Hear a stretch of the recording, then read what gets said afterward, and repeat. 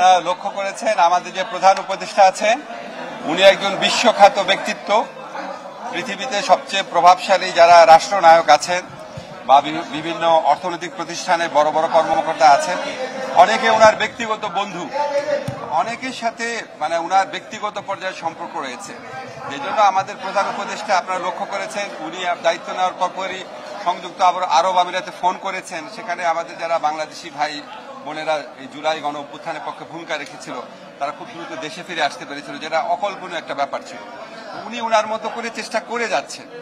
Working ভিসার ক্ষেত্রে আমাদের এটা তো আপনার শুধুমাত্র একটা আশ্বাসের ভিত্তিতে হয় না, যাতে আমাদের বাইরে কর্মসংস্থানের সুযোগ বৃদ্ধি হয়। এই জন্য আমরা 6টা ইউরোপিয়ান কান্ট্রির সাথে MOU মেমোরেন্ডাম অব আন্ডারস্ট্যান্ডিং আপনার করেছি।